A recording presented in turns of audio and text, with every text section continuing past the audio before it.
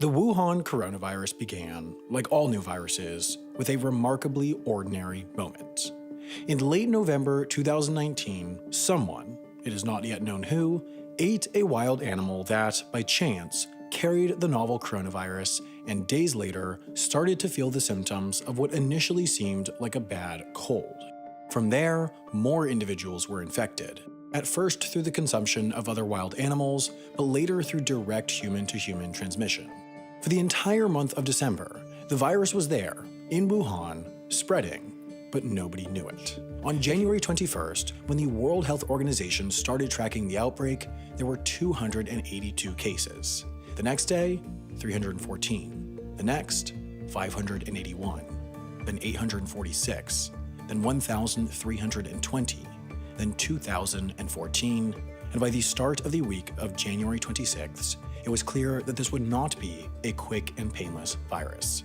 This would be one for the history books, and it was going to get a lot worse before it got any better. Drastic circumstances called for drastic action. It was clear, given the trends, that Wuhan's hospitals would soon be overwhelmed by patients, and, in the case of highly infectious viruses like coronavirus, that makes a bad situation worse as infected individuals will try to recover at home, where the virus can more easily spread. Therefore, the decision was made on January 23rd to build a brand new facility capable of treating 1,000 patients at once, Shenzhen Hospital. It was announced that this would be done, fully constructed, by February 2nd, just 10 days later. There was far less time for planning and design. The orders came, and then it was immediately time to start. Step 1 was finding a place to put the hospital. The location selected was previously just an open field about 14 miles or 22 kilometers from central Wuhan. This kept it away from the dense urban core, where further transmission might be easier, but the field in question was also right off a large pre-existing road which made access easy.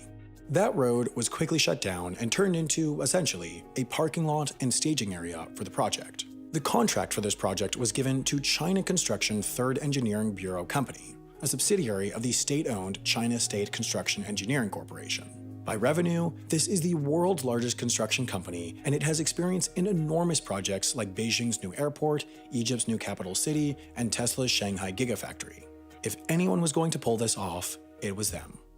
To begin construction in earnest, they first needed to prepare the selected site.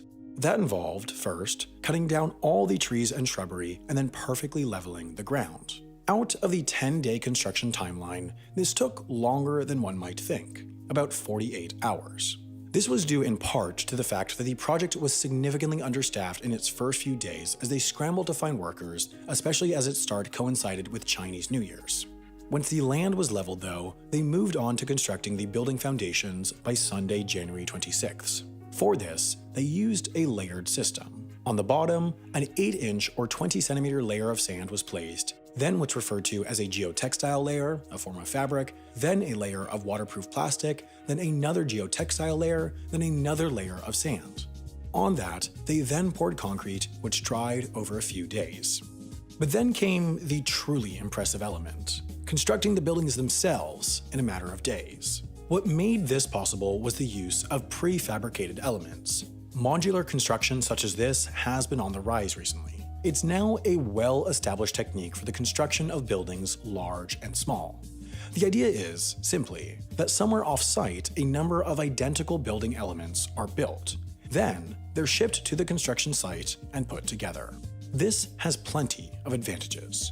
First and foremost, the use of identical elements built in a factory system to construct a larger building lowers cost through economies of scale. Then, when you actually get to putting the building together, on-site construction time is significantly less, which once again lowers cost. In this case, though, cost was not the primary concern. Speed was, and modular construction is the fastest way to build. Most of the site used a type of prefabricated modular construction common with temporary buildings. While it's not clear which company produced the prefabricated components, it is clear that they existed before the project started. The first building elements started coming together on Monday, January 27th, just 4 days after the project broke ground. They began by building the skeleton of the modular units. Each of these units was about the shape and size of a 20-foot shipping container, and this skeleton form included just the floor, ceiling, and structural supports at each corner. Throughout this all, separate teams, out of the thousands of workers there, started to hook the site up to utilities like sewage, water, electricity, and internet. Much of this just involved bringing in the state-owned companies responsible for these, but for internet and the subsequent building out of an IT system, private companies like Huawei and Lenovo got involved. This was, no doubt, partially because the construction of this hospital drew considerable public attention in China. It came to represent the physical manifestation of the country's response to the crisis and also of China's engineering might. The construction process itself was streamed by state-owned broadcasting companies, and up to 18 million concurrent viewers watched the process. Nearly every major broadcaster in China reported from the site, publishing footage like what you're seeing now, although very few Western broadcasters were there. This is part of the reason limited detailed information and footage of the construction exists outside of China's state-owned broadcasters, where the government can manage the story and what gets out. It was, no doubt, viewed as an opportunity by the Chinese government in a time when it faced intense criticism for its initial response to the outbreak. But of course, to gain that praise, the project needed to be successful.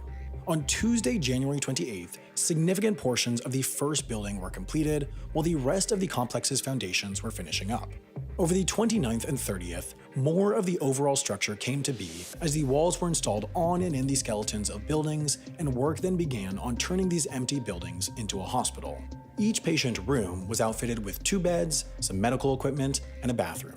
Considering the hospital is built with quarantine in mind, there are some unique aspects to the design of these rooms. For one, the ventilation system is built to keep negative pressure in all quarantine areas so that air will go out through an exhaust system rather than out under the door into the rest of the hospital. While at the time of writing, it's not entirely known to what extent this coronavirus can spread through airborne transmission, a ventilation system like this is standard practice for any quarantine ward. In addition to individual patient rooms, separate areas were designed for patient processing, diagnostic tools like CT scanners were installed, and other crucial aspects like offices, break rooms, and canteens were built in.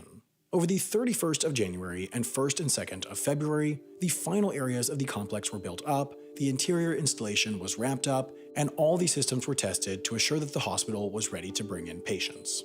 Meanwhile, 8 People's Liberation Army transport planes landed at Wuhan Airport carrying the military medical staff who would staff the hospital. They moved into the facility throughout the same day, February 2nd, then throughout the night, workers put the finishing touches onto the hundreds of rooms. Then, the next morning, the moment that 10 days prior seemed impossible arrived. The first patients, transferred from other facilities, were wheeled into Huashunshen Hospital and thus marked the beginning of its operations. They started with just a few dozen patients, but in a matter of days, this ballooned to hundreds. Huashunshen Hospital was only the start of China's plan to ramp up the number of available beds in Wuhan. Just 3 days after Huashunshen's opening, another, even larger hospital called Leishunshan opened. Its 1,600 beds and 32 wards were built in just 12 days. Meanwhile, other hospitals were converted to isolate and treat coronavirus patients, and stadiums and exhibition centers were turned into hospitals as well.